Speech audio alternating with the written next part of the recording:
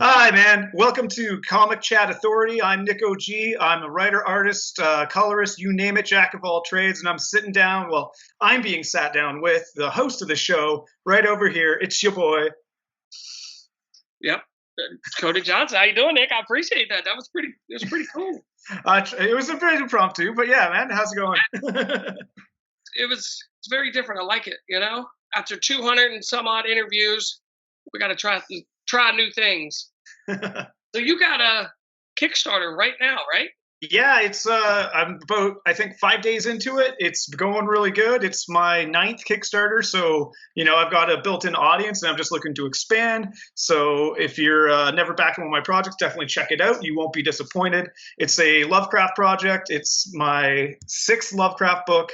I adapt one every year, 100 years after it was published. So that kind of determines what I'll be adapting year to year. It's a 13-year project, so I'm not even halfway there, but it's getting there. And this one's a blast. It's a crazy story.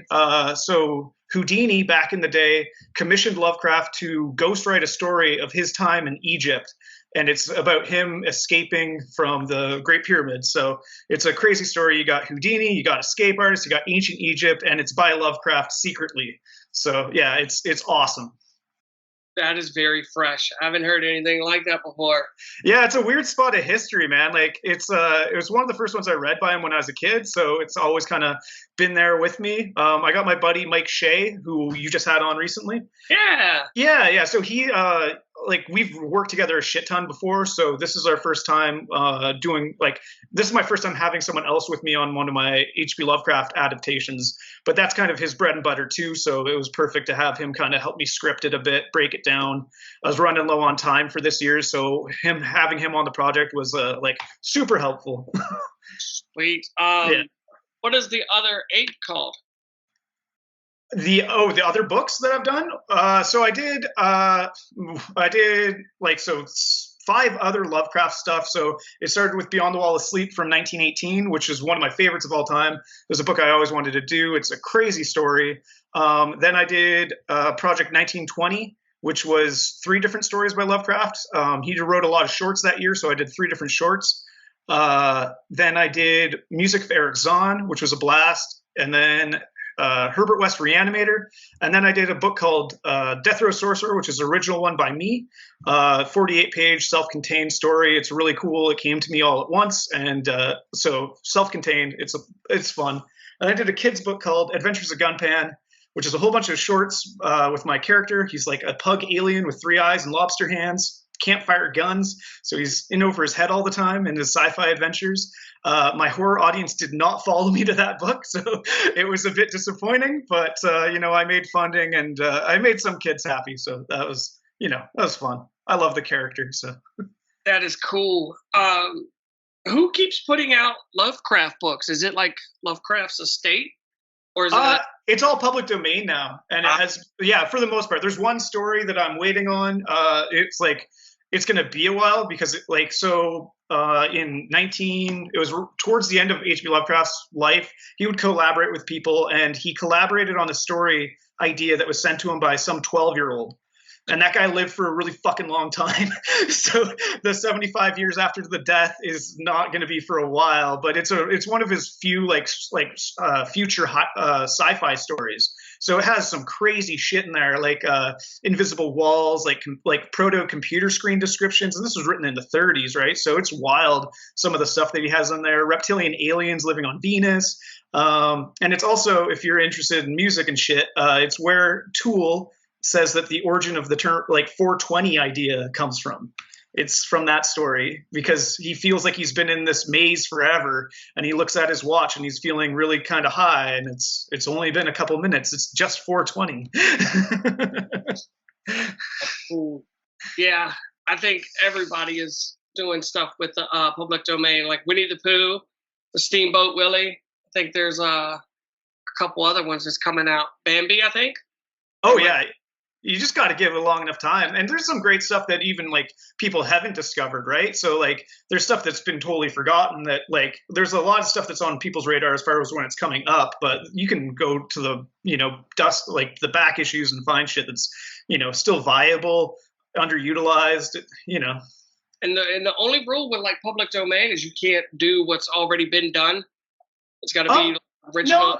No, there's like as far as reprinting it, like the reprinting rights, like you'll see all over Amazon or whatever. Anyone can republish. They're like just straight. You don't have to do anything transformative even with public domain. Like that's kind of the idea. Is like it's now in the public. So the original text, like other things, you can do a lot with it. I mean, as far as copyright goes, though, like your additions to some work are yours, right? So if you come up with a new character and you set it in like Sherlock Holmes kind of world, then that's yours. So like, there's reasons to do that for sure. Sweet, yeah. I just recently found out about Indiecomics. Like once when you print it, that's just as good as a copyright. That's what somebody. Yeah, you don't even necessarily have to print it as long as you have like demonstrable, like this is when it was created and kind of stuff. Like you can like people send themselves, like that's one method I've heard about, people sending themselves their stuff and just not opening it, having it like like as a way of dating it. Right. But yeah, like I don't know, like just put your book out there. like no one's sitting on that great of an idea, and even if like Disney wanted to steal it, they've got enough money to fuck you over. So. Oh yeah, Disney, man. How long have you been making comics? Like my whole life, man. Like it's been a long journey. I'd say I've been working like semi-pro or pro for about 12 years now. I like used to draw a lot of books for other people, and for the last couple of years, I've been mostly doing it for myself. I'll color books for people. I'll write books and stuff for other like companies and stuff. But for the most part, I just have my own projects that come out drip slowly, and but as fast as I can do them. So, are you in comic shops? Yeah, for sure. The first thing I ever published was like one of the first stories I ever did. And it got published like internationally. It was in a book called Zombre, and it was an 8-page short story called The Cured. And it's a lot of fun. It's a story that this was before the big zombie craze. This is, I think, 2010-ish, maybe. And I actually didn't even submit to the anthology. They found it online because I just put it out there. And they asked, hey, can this be in there? And so I was like, sure. And eventually that got distributed to, like through Diamond, through everything. So it was a trip to see my book in a comics, my local, LCS. And I had no idea it was coming out. Had a bit of a fallout with the publisher. So we weren't on speaking terms, but it was still cool to see it. Oh yeah. I could only imagine like seeing your book next to Batman and Spider-Man and all the classics, Yeah, actually, so as far as my Kickstarter goes, like all my old books that I have copies of still, because I print huge print runs, because like a lot of them are self-contained, so they're evergreen, right? There's no waiting for the next issue, so I'll be able to sell them whenever. So you can get all of them. You can even get that story in this original color version, like on that Kickstarter too. So it has like a cool wraparound cover that I did more recently. And yeah, so like even The Cured is available on there as an add-on. So yeah, definitely check it out. Entombed with the Pharaohs on Lovecraft or on Kickstarter right now. How long does it run till? We got 15 days left. I tried to do a shorter campaign this time to avoid like the middle slump where it's just not a lot doing. So a bit shorter this time around. We're closing in on our first stretch goal, so that'll be fun. $5,000. We're at 3,766 right now, with 96 backers. I got some crazy packages in there. I do a lot. I call it like boutique comics, man. So it's like I do lino block prints. I do silk screened envelopes. Like you've never seen a Kickstarter like this. Like you get so much free shit. You get so much bonus stuff. It's wild. Every book comes with a poster. Just the value added on everything I do is it's crazy. When I first started back in Kickstarters, I would get a book and they would send like a poker chip, and it confused the shit out of me because I'm like, this book has nothing to do with poker, until I finally asked somebody and they was like, it's just a cheap reward. Expect a sticker on the front of the character and the name of the book on the back. Okay. That's what I said. I was like, that's kind of weak. Yeah, like it's really cool. Like so Mike, who was on, he was the one that kind of got me on some of the cooler ideas of things to do with Kickstarter. Like he has like duotangs. He's got like I do bookmarks because I saw him do bookmarks, but that's pretty common. But he even has like trapper keepers now. Like it's just like the things that you can throw in for some flavor, and as long as it's like has something to do with your stuff, like it can be really cool. I know. I was looking at that trapper keeper think it was earlier today or this weekend. I was like, dude, that's really cool that you did something that complements the story, you know? Yeah, for sure. What social medias are you on? I'm on everything pretty much under that Nick OG. So if there's I just joined Kara, which is something I see all these people talking about today, this new thing. I always like getting in there. I don't really care what the optics of the platform is. I want to be there. I want to check it out because, there's people can complain about these upstarts, but the only thing that you're protecting by shit talking a new startup is just ensuring that Facebook will be the standard, right? Imagine if MySpace was as watching the throne as hard as Facebook is right now. We wouldn't have had all these options. Do you got TikTok? I do have some inking videos on TikTok. I haven't posted in a long time, but my wife made fun of me when I joined because it's a kid thing. But I like putting my art videos out wherever. Right? Yeah. Where are you going to be at this year? As far as conventions and shit? What con you going to? Yeah, let's see. They've got one coming up next weekend in Ottawa, so a nice local convention. Usually I do Hamilton and all over Ontario and Montreal and stuff, but this year I just had a kid, so kind of keeping it close to home for this year anyways. But next year I'll probably be at Montreal, so if anyone's watching from Quebec, catch me there for sure. Congrats on having a kid. Thanks, man. It's been a blast. Is this your first one? Yeah, for sure. They're fun. Yeah. Yeah. As soon as you get past waking up every 2 to 3 hours, I never get any sleep beforehand, so it hasn't really damaged that aspect. So I'm always just at the board. So I just run and check in on them. What advice would you give to new creators out there? Produce work. Don't try to make your magnum opus right off the bat. If you have a Watchman in you, you can release that later in your career when you have an audience. No one's going to splurge and try to spend that. And if you hook up with an artist, they're not going to finish that. So just work on shorts, get into anthologies, connect through people through that way. You'll find what you like in artists. You'll find what type of communication style you like. You'll find more about your scripts and what works, what doesn't. If you're an artist, start making money as soon as possible. Even if it's only $8, making a page rate's better than not making a page rate, and it will force you out of your comfort zone. There's tons of people who draw for free but won't want to draw shit. If you're getting paid, it forces you to draw. You don't like drawing cars? Well, I paid you to draw a fucking car. Yeah, I never looked at it like that. It's a great idea. I like it. Let's see. Oh, I forgot to ask you, what's the elevator pitch? Oh, for Entombed of the Pharaohs? It's really simple. Houdini, Lovecraft, Egypt. That's it. That's all you need to know, man. If you like, escape artists, if you like horror, if you like, Egypt, it's all in one. Imagine the coolest story that you could do with those three elements, and then think of how much cooler it is when it's by me and my buddy Mike.